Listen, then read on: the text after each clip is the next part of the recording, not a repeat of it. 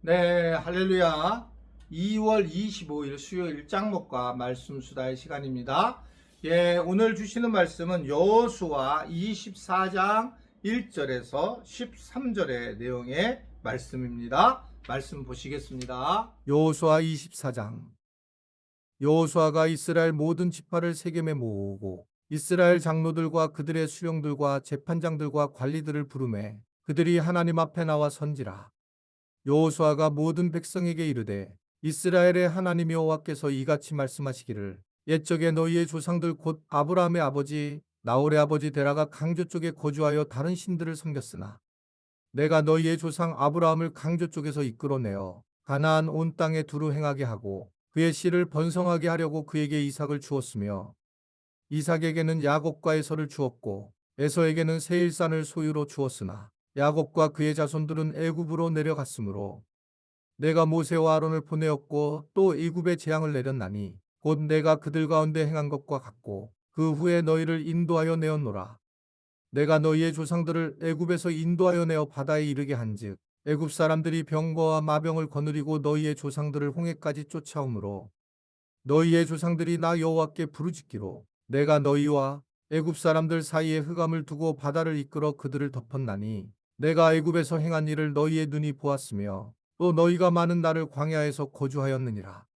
내가 또 너희를 인도하여 요단 저쪽에 거주하는 아모리 족속의 땅으로 들어가게 하매 그들이 너희와 싸우기로 내가 그들을 너희 손에 넘겨주매 너희가 그 땅을 점령하였고 나는 그들을 너희 앞에서 멸절시켰으며 또한 모압 왕 십볼의 아들 발락이 일어나 이스라엘과 싸우더니 사람을 보내어 부올의 아들 발람을 불러다가 너희를 저주하게 하려 하였으나 내가 발람을 위해 듣기를 원하지 아니하였으므로 그가 오히려 너희를 축복하였고 나는 너희를 그의 손에서 건져내었으며 너희가 요단을 건너 여리고에 이른즉 여리고 주민들 곧 아모리 족속과 브리스 족속과 가나안 족속과 헷 족속과 기르가스 족속과 히위 족속과 여부스 족속이 너희와 싸우기로 내가 그들을 너희의 손에 넘겨주었으며 내가 왕벌을 너희 앞에 보내어 그 아모리 족속의 두 왕을 너희 앞에서 쫓아내게 하였나니 너희의 칼이나 너희의 활로서 이같이 한 것이 아니며 내가 또 너희가 수고하지 아니한 땅과 너희가 건설하지 아니한 성읍들을 너희에게 주었더니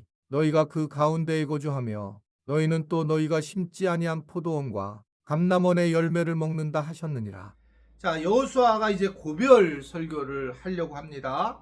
그래서 이스라엘 모든 지파를 오늘 어디에 모이냐면 세겜 1절에 보면 모든 지파를 세겜에 모였다라고 얘기를 하고 있습니다.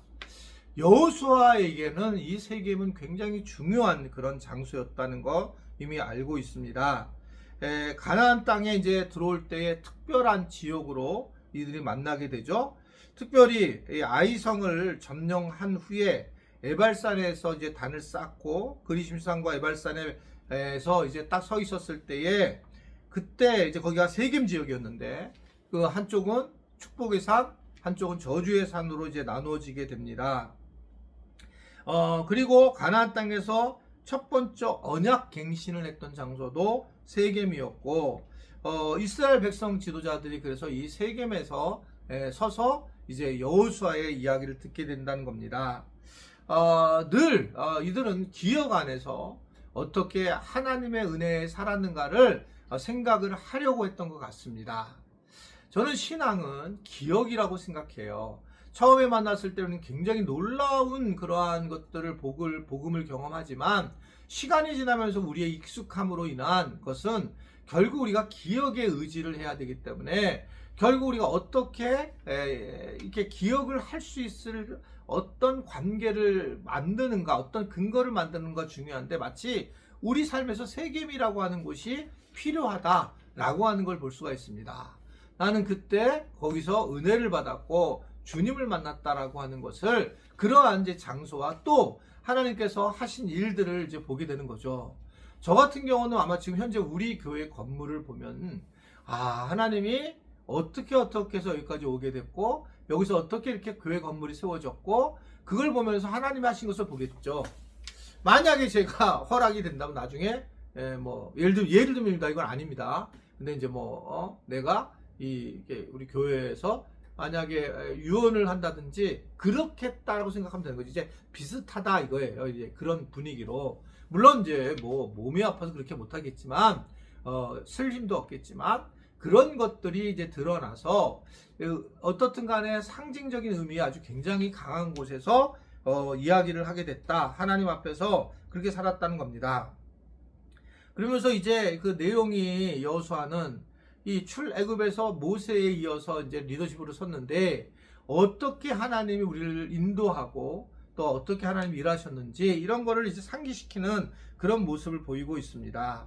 그는 결정적인 순간마다 하나님이 인도해 주셨다라고 고백을 하고 역사의 주관자이신 하나님이 구원을 주시고 은혜를 베풀어 주셨고 약속의 땅을 정말 우리에게 허락해 주셨다라고 그렇게 고백을 하고 있는 겁니다. 결국 삶의 그 어려움과 슬프고 힘든 과정 속에서 가장 중요한 것은 이런 것을 신앙적으로 고백해 나가는 것이 참 중요하다는 거예요. 우리의 과거를 돌이켜봐라. 받은 복을 좀 세어보아라. 우리가 얼마나 참 이렇게 하나님의 은혜 가운데 지금까지 오게 되었는가를 생각해 보라는 겁니다. 교회도 교회이지만 우리 가정도 어떻게 하나님이 일하셨는지 어떻게 여기까지 인도하셨는지를 생각해 보는 거예요. 우리는 하나도 가지고 있는 사람이 아니었는데 어느 날 하나님께서 이 예수 그리스도의 은혜를 알게 하셨고 또 물질적인 복을 주셔서 살 수 있도록 허락하여 주셨고 직장도 주시고 자녀도 주셨고 또한 아이들도 주셨고 부모님도 주셨고 이런 많은 것들이 지나고 나오면 다 복이라고 하는 것을 오늘 이야기하고 있는 겁니다. 여러분 여호수아가 이런 상황에서 굉장히 멋지게 얘기할 수도 있었겠지만 그는 오직 하나님만 얘기를 해요. 하나님의 은혜를 생각하고 하나님이 하신 일을 생각해보자. 그렇게 보니까 이러한 엄청난 일을 하나님이 하셨다 라고 하는 걸 고백하면서 하나님께 정말 영광을 돌리는 그런 모습을 보이는 겁니다. 말로만 영광을 돌리는 게 아니라 인생 전체를 봤더니 정말 하나님 그렇게 하셨구나. 아 정말 놀랍다 라는 고백을 하는 거예요. 마지막 가서 생각을 해보라는 거예요. 오늘 우리가 연세 드신 어르신들이 이제 혹시 말씀 수다를 듣잖아요.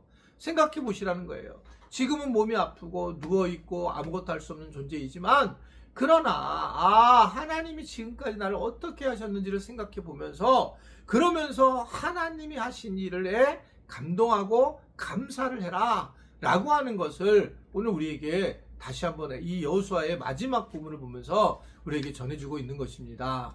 아무쪼록 우리 어르신들, 특별히 교회를 나오지 못한 어르신들을 축복하고 신앙생활을 이 영상을 보면서 이제 하시고 계시는데 하나님께서 그 모든 부분들의 은혜와 또 사랑과 또 강건함을 주시기를 주님의 이름으로 부탁을 드립니다. 기도하겠습니다. 하나님 오늘은 우리 지체들 중에 연세가 많으셔서 교회를 못 나오고 아파하는 분들 위하여 기도합니다.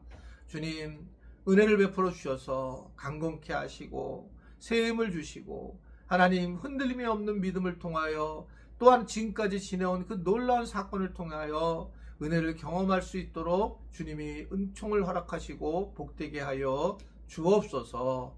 주님께서 일하실 것을 기대하며 감사드리며 예수님의 이름으로 기도드리옵나이다. 아멘.